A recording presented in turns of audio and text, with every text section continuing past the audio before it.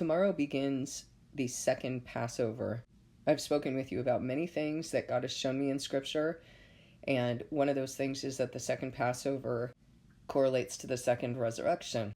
And as I've been showing you that, I have demonstrated for you that the first Passover and the second Passover, and 2 days later the offering of first fruits, God has aligned, which they don't always align this way, because the offering of first fruits is a season-specific holy day, and the Passovers are date-specific holy days.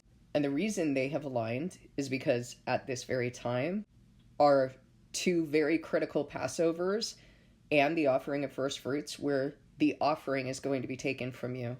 The offering are the 144,000, the two witnesses. They're called two, not because they're two in number, but because two or more witnesses are required in order to establish a matter in God's law.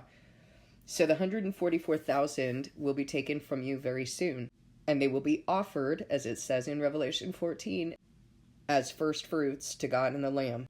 Those who did not enter the first Passover, who did not return to God soon enough, are not going to go up in the first resurrection. They will endure the fifth plague, and they will also endure the sixth plague, and they will be part of 1/3 of mankind who will die during the sixth trumpet.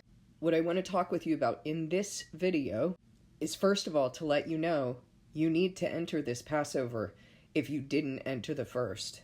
I don't really care what you think about that, how you feel about it. All that needs to go back to God, and you need to discern with Him whether what I'm saying is true. I'm not asking you to believe because I'm telling you. I'm asking you to go and discern what I say with God. One of the things God has highlighted in revealing the first and second Passover and how they are occurring before the woes begin and before the witnesses are killed is that He's demonstrating the nature of this stratified kingdom. Now, you might say, well, what do you mean a stratified kingdom? Isn't there just the resurrection? Like you're either saved or you're not saved? Nope, it's a stratified kingdom.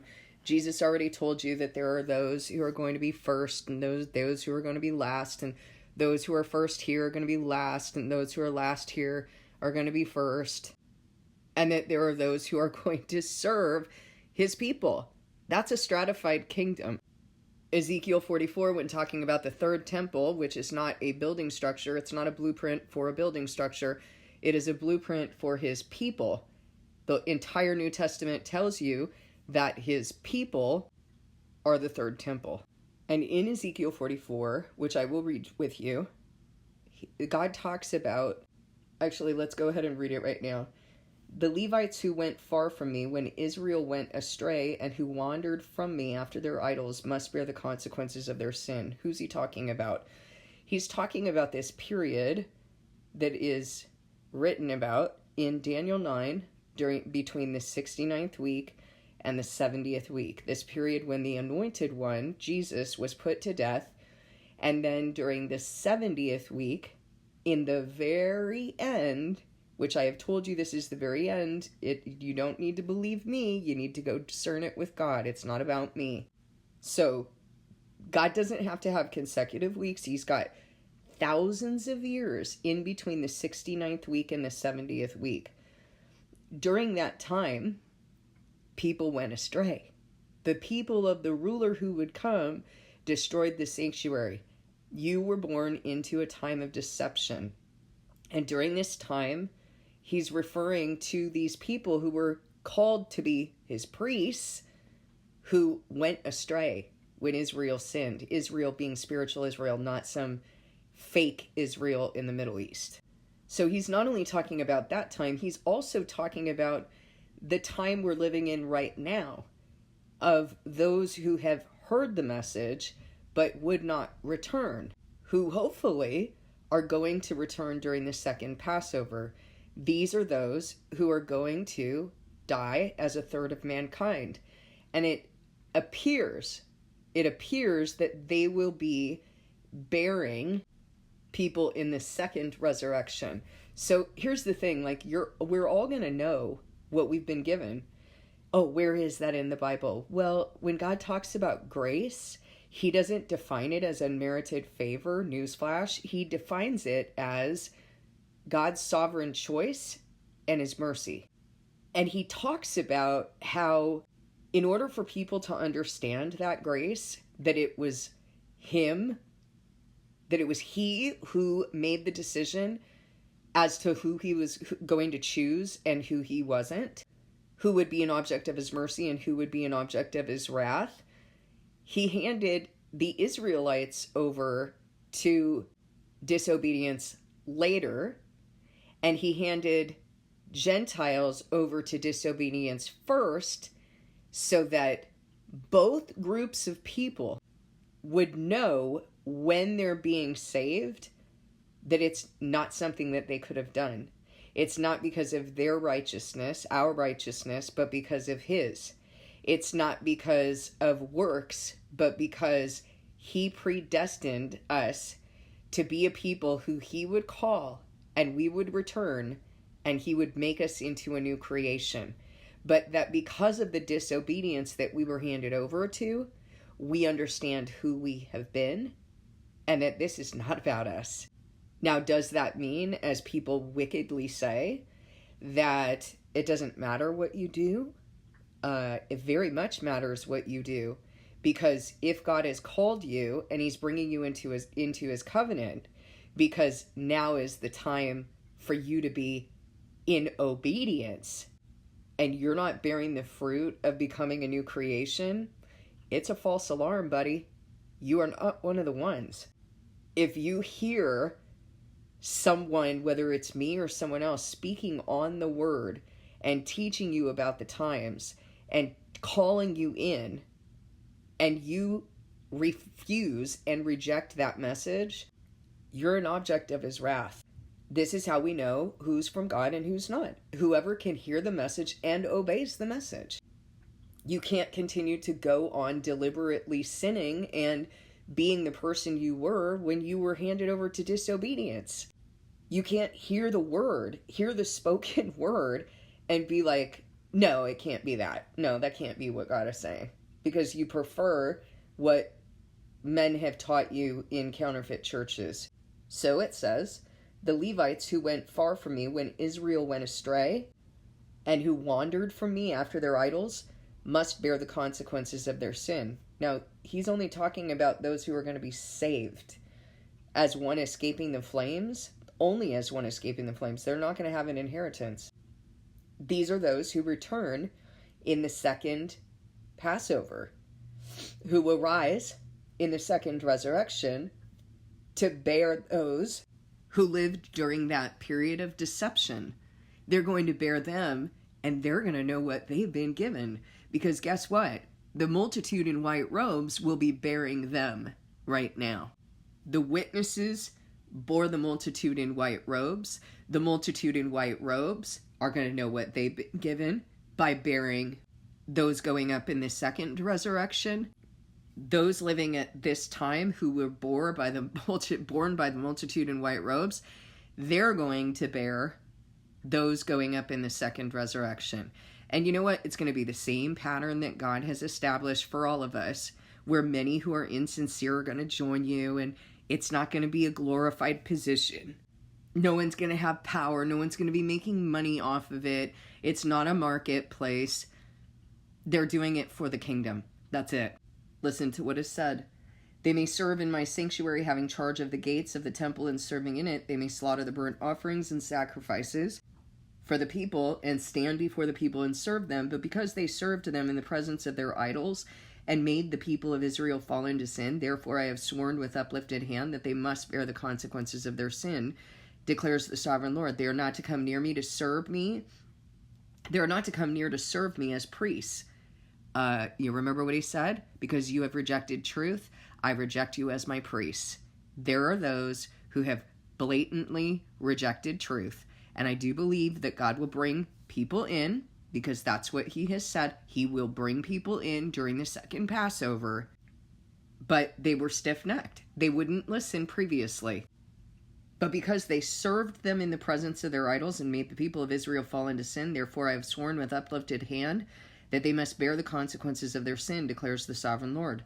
They are not to come near to serve me as priests, or to come near any of my holy things or my most holy offerings. They must bear the shame of their detestable practices, and I will appoint them to guard the temple for all the work that is to be done in it.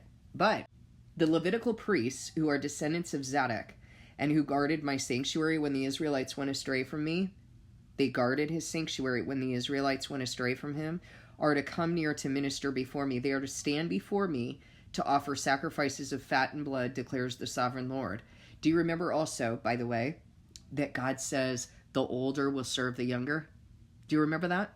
He established that through Esau and Jacob, referenced it later, saying that again, through Paul, that the older would serve the younger. And Paul says this within the context of those who were hardened and are going to receive an opportunity later to rise in the second resurrection and be saved only as one escaping the flames, that they'll receive an opportunity to be saved, but they're not going to have an inheritance. And he says that some of the Israelites had been hardened until all of the Gentiles came in. This is why Paul was grieving, and he was saying, theirs is the adoption, theirs is the patriarchs, theirs is the covenant, theirs is the blah, blah, blah. He was grieving over them because not everyone accepted the promised Messiah. So the older will be serving the younger. They didn't cleanse themselves in time to enter the first Passover. They were given this opportunity to enter the second. Do you hear the same? The same thing goes for the first resurrection and the second resurrection. But you need to understand that after this Passover, after the witnesses have died, there's no more opportunity. So of these Levites who guarded his sanctuary when the Israelites went astray, they alone are to enter my sanctuary. They alone are to come near me, near my table, to minister before me and serve me as guards. I think he makes that pretty clear, doesn't he? That there's a distinction between these two groups. Now let's go to Ezekiel 46. In verse 16, he says, this is what the sovereign Lord says: if the prince makes a gift from his inheritance to one of his sons, it will also belong to his descendants. It is to be their property by inheritance. If, however, he makes a gift from his inheritance to one of his servants, the servant may keep it until the year of freedom, then it will revert to the prince. His inheritance belongs to his sons only. It is theirs. The prince must not take any of the inheritance of the people, driving them off their property. He is to give his sons their inheritance out of his own property, so that not one of my people will be separated from their property. So now, do you see the reward, the honor, the stratification of God's people? Those who listened immediately, like they heard it and they were like, I've wanted this my entire life. That's what I did. I've wanted this in my entire life. I didn't know it, but all I need is you, Lord. And, I really can't take credit for that by my own righteousness, because that's the heart God gave me. And he's the one who determined what it was that I was going to do. Now I'm going to leave you guys. And there is another remnant that's going to rise that has been born out of the witnesses. And then out of that multitude in white robes, there will be another remnant that will be born out of them. Just as it says in Amos 7:1, after the king's share had been harvested and the late crops were coming up.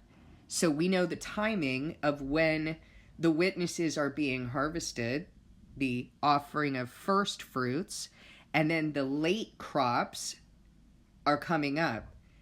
These are those who are going to rise in the second resurrection. How do we know that? Because God wouldn't be using late crops to describe the multitude in white robes. They are also first fruits, because they are going up in the first resurrection. All of this is woven through Scripture, and surely someone is going to say, what is this babbler talking about?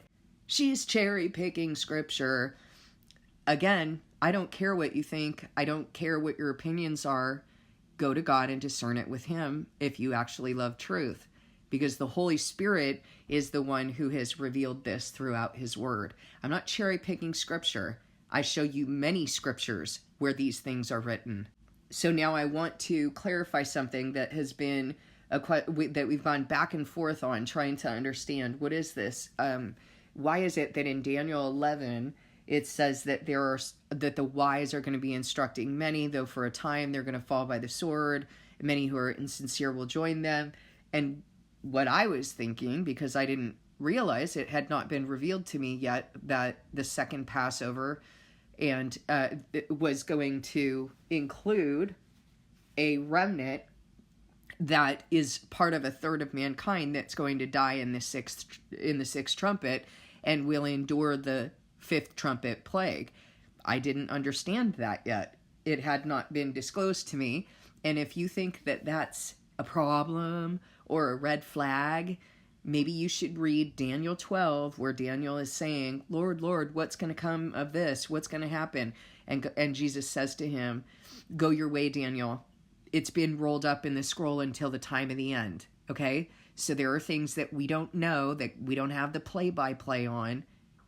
Sorry about your counterfeit pastor who seems to have every answer, but that's not how that goes. God doesn't give us the play-by-play. He tells us these are the things that are going to happen. Then he reveals it the way that he reveals it, and at the time that he reveals it. Our job is to have an idea of what it is that he has said is going to happen, to study his word diligently, to ask him what he wants to reveal to us, and then stay close to him so that he reveals it to us in his time. So now, in Revelation 20, it says that the multitude in white robes have come, in Revelation 7, it says that the multitude in white robes have come out of the great tribulation. Well, we know when that is. It also says in Revelation 12 that they are protected for a time, times, and half a time. So that takes them all the way to the end. But there's this other remnant that is called the offspring. And the devil can't go after the woman, but he goes after her offspring. That these are those who are going to rise in the second resurrection, who did not make it to the first Passover, did not cleanse themselves in time, and therefore the devil is able to take them. Now, these, it appears in Daniel 11, are also considered the wise. So they are going to be attempting to bear people here and to share the message with people. And it says, though for a time they're going to fall by the sword and be captured or plundered, and many who are insincere will join them. Why does God do that? Why does he have many who are insincere join them? Because we were all insincere at one time. We were all handed over to disobedience. Once we were not a people, now we're a people. And that language of Daniel 11 makes a little bit more sense now, because when you read Revelation 12, you see that like the serpent has spewed water out of his mouth to overtake the woman. He can't get the woman, so he goes after her offspring. And that but the woman is protected for a time, times, and half a time. So all the way to the end. We're told in Revelation 7 that these come out of the great tribulation. We know that the second resurrection people do not, because they're killed during the sixth trumpet when a third of mankind is killed. That's what that is referring to. That for a time, they are being burned or captured or plundered. So it's pretty striking to me that the second resurrection, but because also, like, it's striking to me, but also I think the thing with God revealing this in his time and me not telling you this ahead of time or knowing this ahead of time is that God wasn't going to allow anyone to come in, because they had all the details figured out. Like, it's really what he's calling is your heart. Like, do you have a heart for him? Do you care about the truth or not? The thing is, like, he says to the witnesses in Revelation 3, because you've kept my command to endure patiently, I'm going to spare you from the hour of trial that I'm going to bring on the entire world to test the inhabitants of the earth. So he has this pattern of like, if you just return to me, you'll be spared. You'll be spared. I will have mercy on you. Doesn't mean the witnesses aren't going to be killed, because they are. It just means they don't need to be further tested. God has tested me. If you've been on this channel, you know that. He has tested me in every way. And now there's more grief that's going to come on the multitude in white robes who will bear others. And there is exceedingly, in my view, exceedingly more grief that he's going to bring on those who will go up in the second resurrection, who will return during this week. Because I'm telling you right now, you may not have experienced it. You might be one of these people, or you might be someone who's going to take the mark of the beast. I don't know. But they have been so arrogant, so pompous, so ridiculous and shameful, calling themselves Christian, but constantly rejecting the truth, constantly condemning God's servants, their own family members, their own children who are trying to share with them in order to save their face or enable their denial, not have to return. So not only are they going to be attempting to bear people during this time, they are also going to bear that first woe of the fifth trumpet, that first plague, and because they don't have the seal of God. So they're not going to be passed over during this time. They are also going to bear the sixth plague, in which a third of mankind is going to die. And then they're going to rise for this time where Satan is unbound to go out and deceive the four corners of the earth again. And they're going to be bearing people during that time. And I imagine, and it's probably confirmed in the word somewhere, but I don't know where it is yet. So I'm just going to say, discern that with God. But I would imagine that if they lived during this time and they saw the witnesses die and they saw the Antichrist and they lived through these times and then they're going to rise, that they would be going out and sharing that testimony with others so that they're out there bearing others. Personally, I think that's a lot of grief. I think it's a lot of grief, but I'm not going to say it's not necessary. It's completely necessary. Because I know the people I've tried to speak with. I know the stories I'm hearing from people who I love, who are trying to go out there and talk with their family members. And their family members are disgusting and pathetic, calling themselves Christian while condemning the actual word. These people are speaking on the word.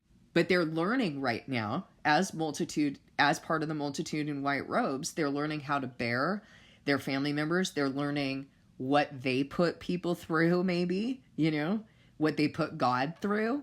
Probably actually not other people, but what they put God through in obstinance, in disobedience. And so, this is, to me, it's like sweet justice. I'm just going to be real honest about that because I've been doing this for a long time. I gave up a lot right in front of you. And you guys have no compassion.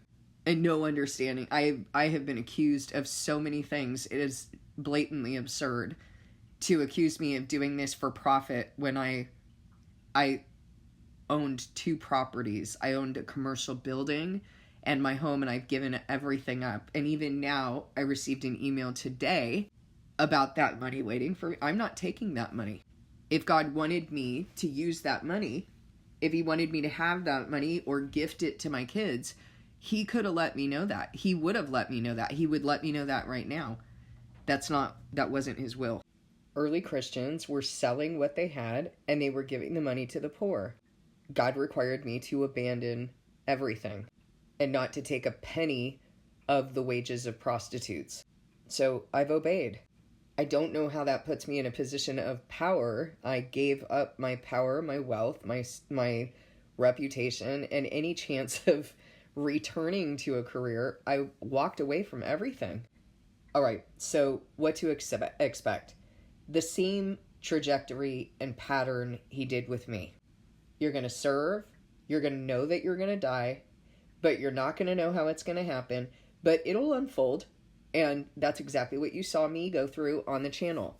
I served, I spoke what I was required to speak, I have stood at my post and done what I was required to do, and I knew that I was going to die, and I had no idea. The role he was going to bring me into, the trust that I was going to receive and have to prove worthy of. I had no idea that I was going to give up everything I ever had, even into homelessness. I did not know that I was going to be doing that. I didn't know I was going to be abandoning my properties. I didn't know in 2019 that we were going to be seeing what we're seeing right now with this administration of the false prophet of the United States and its relationship with fake Israel, the image of the Antichrist, and how fake Israel's IDF is training ICE, and how they're disappearing people and they are detaining people for many reasons, including those outlined in NSPM 7, of which I fulfill a lot of that criteria. I am anti-Antichrist. I am anti-traditional whatever Christian values they are promoting in the world, because what is normative in the world is not what is Christian. We've already been told that in the Word. I'm anti-fascist. I think that any reasonable person should be. I know that the United States is the false prophet of Revelation 13. I know that fake Israel is the image of the Antichrist in Revelation 13. I mean, I think that's enough to get me killed. I don't know. What do you think? What do you think? Do you think that, like, you know, in 2019, when I was telling my kids, God's telling me that I'm going to die for what he's going to have me saying? He's telling me he wants me to write a book. Then he cleaned me up with the book over the first year and a half. Then he had me scrap the book and had me write a different book because he needed to clean up all the idolatry of research and, you know, my own ideas. Like, do you think when I was telling my kids, God's telling me I'm going to die for what I'm going to be speaking, that I could have ever imagined what was going to happen on October 7th and all that was going to be revealed subsequently? In a million years, I couldn't have told you that. No pastor could have told you that. Daniel, who was a righteous man, he couldn't have told you that, because the words were sealed up until the time of the end. But, nevertheless, regardless of how he was going to do all of this, he has already told you in Daniel 9 that there was a period of deception, and he's going to go out and confirm a covenant with many for 1/7. He has already told you that, I mean, implied in that is that there's going to be a time of awakening and understanding. He's already told you that he's going to send witnesses to share their testimony who are in part responsible for the triumph of Satan, as it says in Revelation 12. First the blood of the Lamb, then the testimony of the witnesses who did not love their lives so much as to shrink from death, and that they die in the middle of the 7, and you see that in the remainder of the time that is left, that Satan is pursuing the woman, and then when he can't get to the woman, he's pursuing the offspring. And that the woman is protected for a time, times, and half a time. Okay, so that's that right there. It's not as though that hasn't been given to you, but, you know, Seventh-day Adventists who say that that's already been fulfilled, like, they don't want to hear that. They don't want to hear about any of that. They just want to hear that they're waiting now for God to pick them up because all these things have been fulfilled. They don't want to be part of the covenant. They don't want to be part of having to suffer. They don't want to be part of having to admit that they've been in deception. None of that. And not just Seventh-day Adventists, others as well. So this is what you can expect. Same pattern that God used with me. You're going to serve. You're going to know that you're going to die. You're going to know that you're going to be here during the Antichrist reign. You are going to be protected for a time, times, and half a time. If you're actually his, it's going to be hard for you to hold on to that. I know it will be. It'll be real hard for you to hold on to the fact that God will protect those who are going up in the first resurrection. So you just got to discern whether that's you. And if it's not, if you didn't return during the first Passover, then maybe if you return during the second, then you'll go up in the second resurrection. But then you need to know that you're going to experience, after the witnesses die, soon, after the offering of first fruits, you need to know that you're going to endure that fifth plague, the first woe, and that you're going to be part of a third of mankind that's going to die. So, you know, these are all the promises that God has given to us. They're the things that he has laid out and told us to expect. If you are part of the multitude in white robes, you need to know that you're going to be here for the time of great distress, such as has not happened since the beginning of time until then. You're going to be here for that. And that you will come out of that, but that you will be killed during that time. But God has also not told you in vain. So when you see all these things that he tells you in Matthew 26, when you see these things, lift your head, because your redemption draws nigh. He hasn't told you that in vain. But if this is you, if you're part of those remnants, then you need to be living out your covenant. You need to be bearing the fruit of that, or it's a false alarm. It's a lie. So all the things that I've told you about that marketplace that calls itself Christianity, that noisy din that is a putrid stench to the nostrils of God, that thing, that abomination, you need to come out of it. I don't care that you've been there 20 years, or lifetime. I don't care if your husband won't leave, your wife won't leave, your parents won't leave. I don't care. You need to decide whether you love truth or not. And you need to be cleaned up by God. You're not going to have the play-by-play of how this is going to go down. And you're going to need to hold on, just as you've watched me hold on for the last 5 months. 5 months. I thought I was going to be taken on October 8th.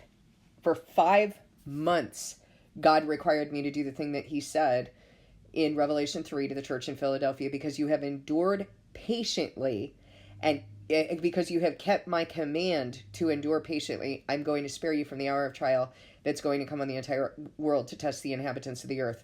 I have endured every single time that I thought, okay, this has to be it. This has to be it.